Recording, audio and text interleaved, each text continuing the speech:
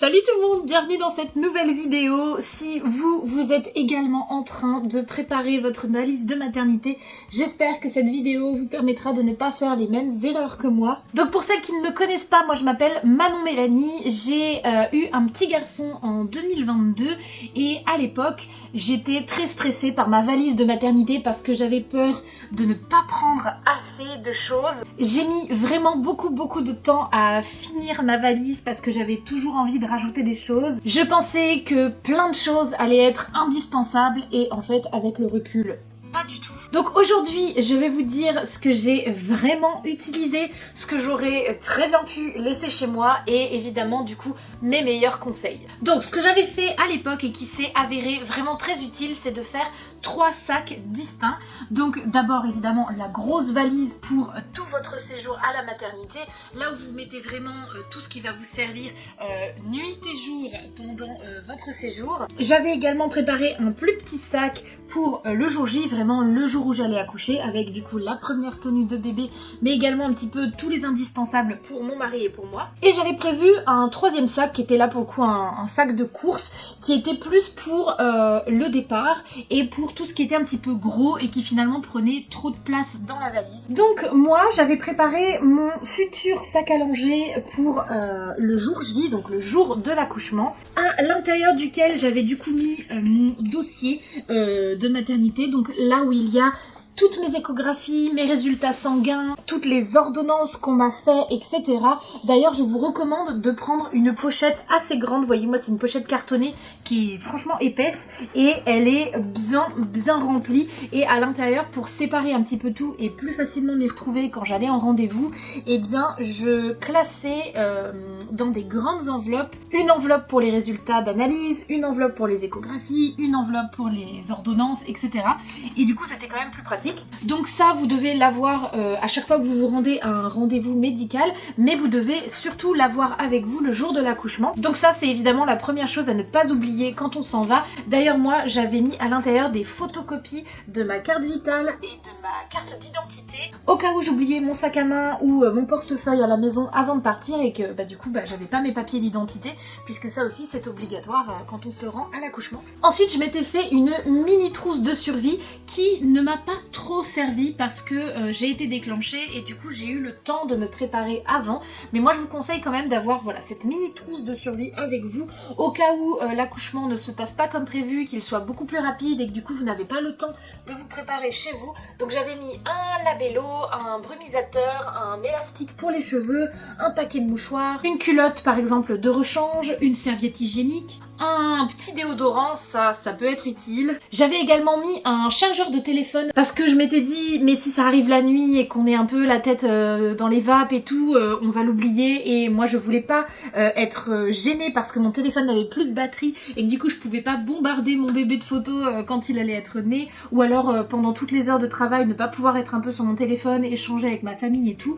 Donc voilà, avoir un petit chargeur de rechange qui est déjà prêt dans le sac. Ensuite il peut du coup vous servir pour tout votre séjour à la maternité. Ça coûte pas très cher et je pense vraiment que ça peut être utile.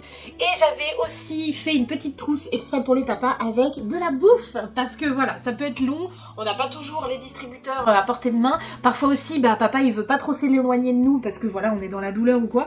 Donc je lui avais mis genre des Smarties, des petits paquets de bonbons, des petits paquets de gâteaux, des choses comme ça. Et ensuite, ma première astuce, c'est également de prévoir pour vous des petites briquettes de jus fruité, sucré, quelque chose que vous aimez bien, parce qu'à partir du moment où vous avez la péridurale et parfois même quand on est vraiment dans le travail un peu plus avancé, etc., on n'a plus le droit de manger.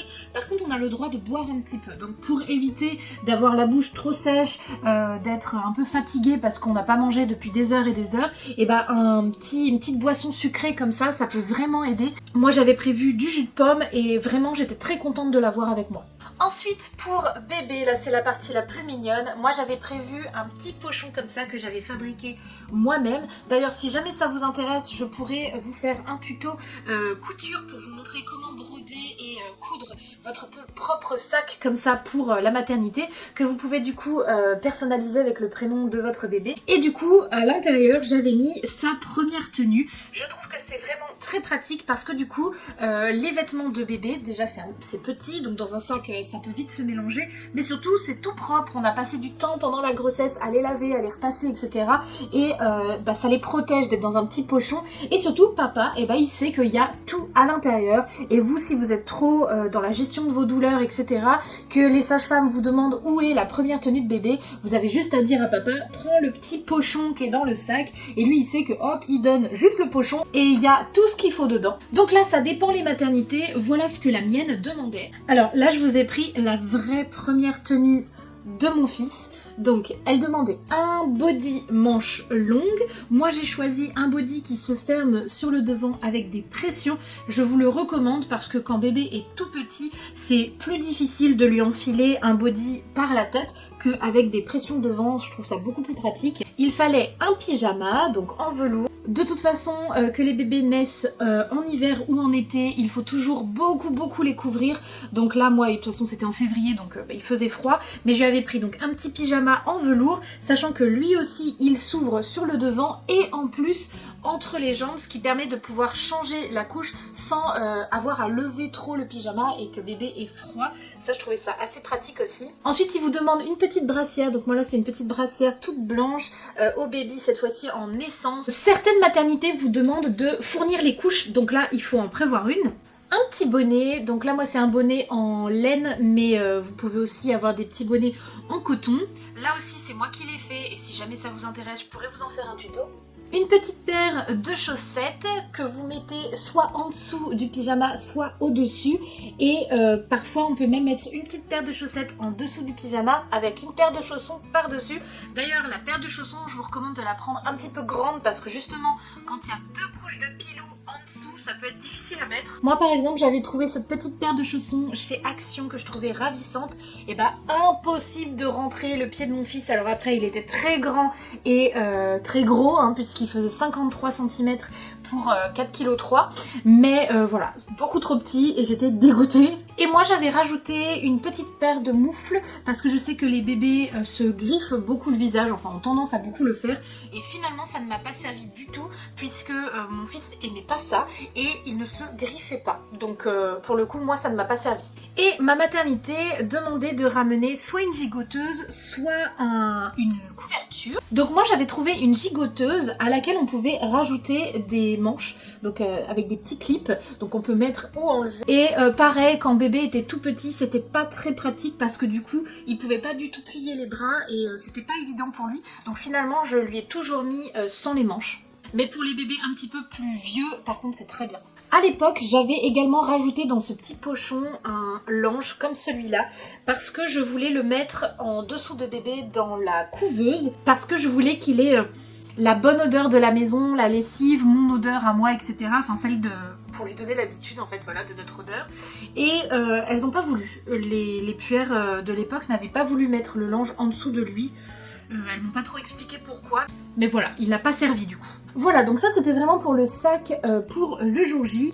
Et maintenant on passe à la valise qui vous sert pour le séjour. Donc pour vous, eh bien il vous faut des tenues. Donc il faut estimer que vous restez entre 3 et 5 jours dans la plupart des cas, que ce soit pour une voix basse ou une césarienne. Mais je pense que partir sur 5 tenues c'est déjà pas mal, sachant qu'il vous faut vraiment des choses très confortables. Et que vous allaitiez ou non, eh bien choisissez des vêtements que vous pouvez facilement ouvrir parce que même si vous n'allaitez pas votre bébé, le pot à pot c'est super agréable et bébé adore ça, donc c'est plus facile d'en faire quand on a par exemple une chemise qu'on peut ouvrir sur le devant ou voilà un zip, quelque chose comme ça. Et pour l'allaitement ça paraît évident, mais pour avoir accès à la poitrine, des vêtements soit d'allaitement, soit comme je vous le disais qui s'ouvrent sur le devant. Pyjama et tenue de jour compris. Je vous conseille de ne pas prendre des couleurs trop claires. Moi j'ai fait l'erreur de prendre un pyjama qui était un peu rose pâle et malheureusement il n'a pas survécu à l'accouchement. Si j'avais su, je ne l'aurais pas pris parce que je l'aimais beaucoup. Parce que après l'accouchement on a des règles très importantes pendant au moins une semaine et malheureusement parfois ça déborde un peu, dans la nuit on bouge, etc. Enfin voilà, donc malheureusement ce pyjama est parti à la poubelle. Donc je vous conseille, surtout pour les bas, des pantalons type legging, même des leggings de grossesse dans des tons foncés. Ça vous permettra de ne pas les abîmer en cas de tâches. Ensuite, préparez-vous votre trousse de toilette habituelle. Donc moi, ce que je vous conseille, c'est de la préparer bien à l'avance.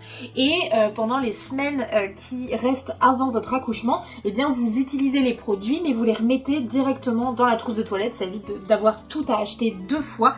Et du coup, par contre, le jour où vous partez à la maternité, n'oubliez pas de prendre votre trousse de toilette et de la mettre dans le sac de maternité, parce que sinon, ça va être un peu compliqué. Donc dedans, vous mettez votre nécessaire de toilette, donc brosse à dents, dentifrice, brosse à cheveux, élastique, maquillage, démaquillant si vous le souhaitez, déodorant, pourquoi pas de la crème hydratante, à nouveau du Labello, peut-être votre crème ou l'huile pour les vergetures. Moi je vous conseille de la crème pour la poitrine spécifique, donc à base de lanoline. Et comme ça, vous avez votre trousse de toilette que vous pouvez ensuite mettre dans la salle de bain de l'hôpital et vous n'êtes pas obligé de faire 50 allers-retours à la valise de maternité quand vous voulez aller vous préparer le matin. Ensuite, on va passer à l'intimité et je vais en parler assez longtemps parce que c'est un sujet important juste après l'accouchement. On a la zone intime très clairement qui est pas au top de sa forme et du coup c'est important d'avoir dans notre valise de quoi nous soulager, de quoi apaiser possiblement les douleurs, etc. Donc moi à l'époque j'avais choisi, je vous le mets ici, des couches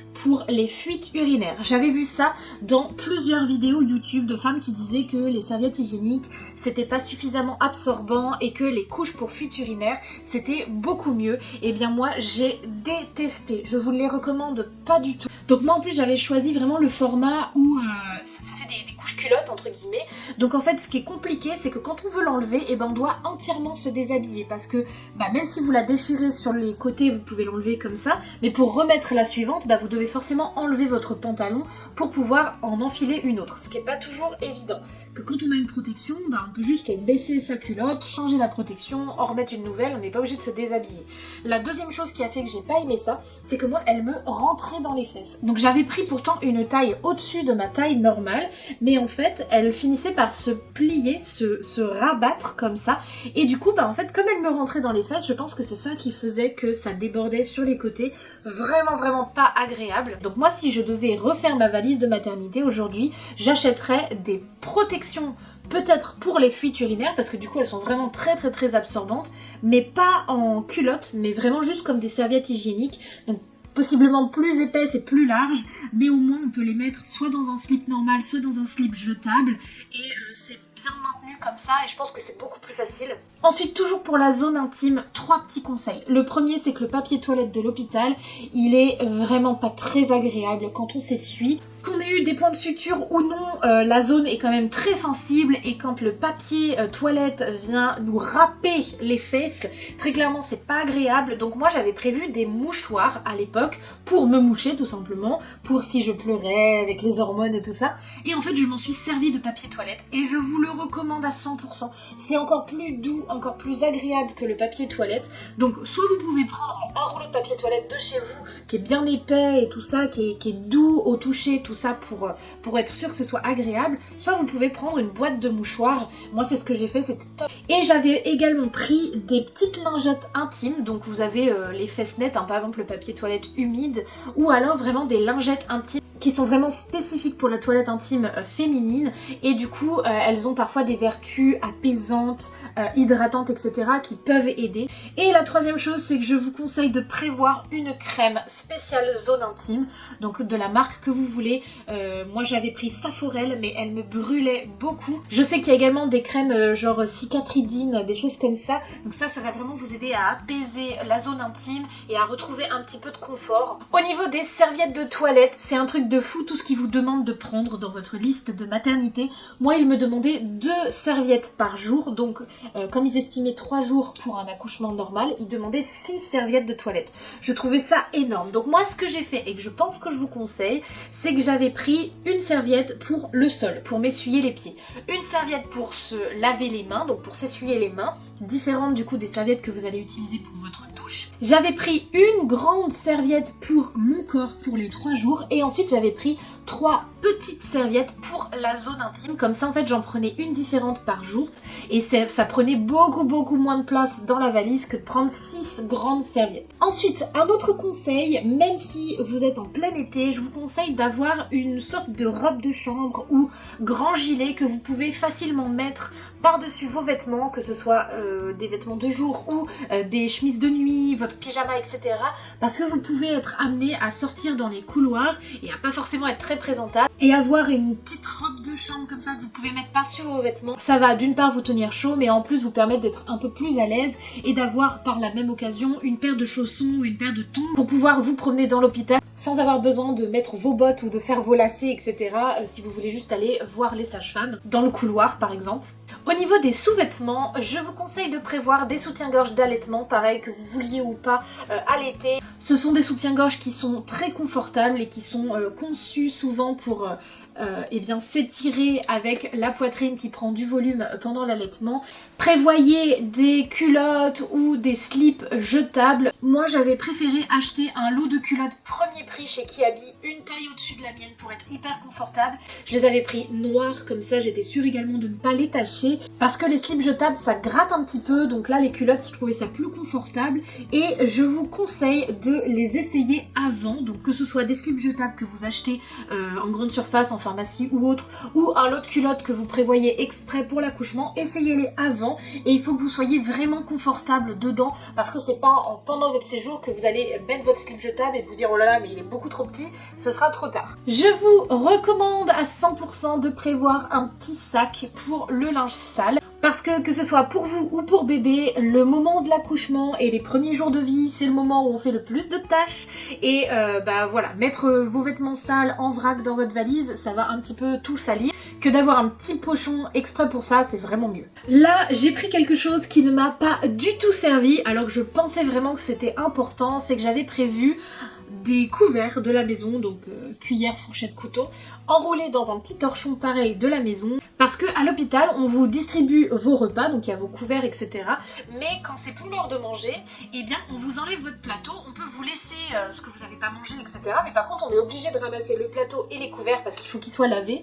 Sauf que bah, quand ça tombe au mauvais moment, par exemple vous êtes en plein en train d'allaiter votre bébé, vous n'avez pas le temps de manger ou vous n'avez pas faim à ce moment-là, et ben en fait vous vous retrouvez avec la nourriture mais pas avec de quoi le manger. Donc moi je m'étais dit bon bah je vais me prévoir tous les couverts et puis de quoi m'essuyer ou quoi, mes petites serviettes. Au final ça ne m'a pas du tout servi. Alors ça prend pas beaucoup de place dans la valise mais c'est quelque chose en plus que finalement je n'ai pas utilisé. Ensuite je m'étais prévu une thé d'oreiller de la maison et une couverture pour avoir l'odeur de la maison avec moi.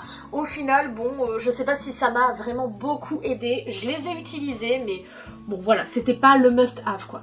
J'avais aussi prévu quelques petits snacks, donc des petites choses que je savais que je serais contente de manger après l'accouchement. Ça je pense que ça peut réconforter beaucoup d'entre nous. Un petit peu de chocolat ou un fruit que vous aimez beaucoup, voilà, quelque chose comme ça. Ça prend pas beaucoup de place dans la valise et ça peut faire beaucoup de bien au moral. Et par contre, très important, je m'en suis beaucoup servi, c'est une veilleuse parce que les lumières de l'hôpital sont très forte, donc la nuit quand on veut juste vérifier si bébé va bien, allumer la grande lumière, on est aveuglé, on est comme ça, on voit plus rien tellement c'est fort, et ben c'est vraiment pas agréable. Moi j'avais, et j'ai toujours d'ailleurs dans la chambre de mon fils, une petite veilleuse lapin où on pouvait lui taper sur les fesses et elle s'allumait, et du coup hop je regardais si tout allait bien, si je voyais bébé respirer, qu'il n'y avait pas de problème et tout ça. Pour l'allaitement la nuit aussi c'est plus agréable que d'allumer les grandes lumières.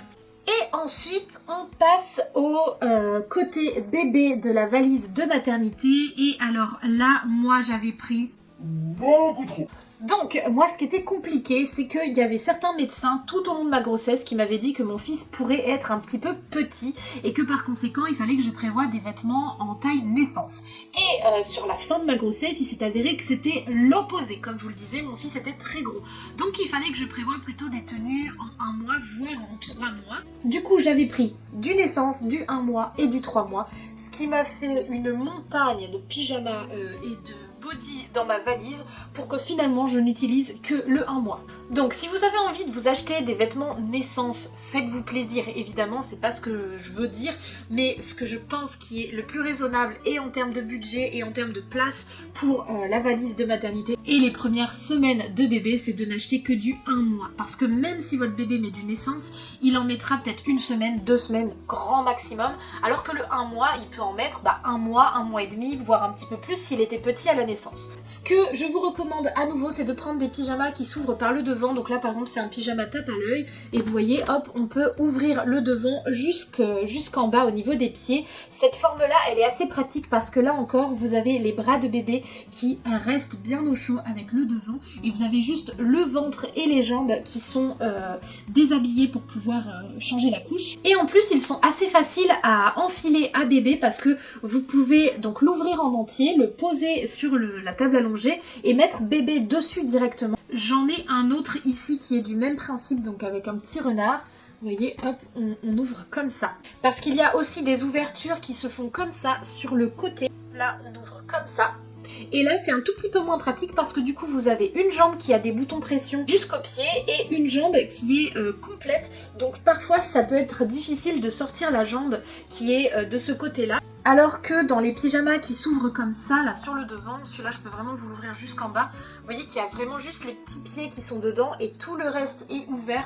Ce qui était vraiment très pratique. Bien plus je trouve que les formes comme celle-ci où on doit fermer le pyjama sur l'arrière. Évidemment qu'à partir de, je crois, les 6 mois grand max, mon bébé n'avait plus que des pyjamas comme ça. Mais en fait il tenait assis, il pouvait se retourner facilement, etc.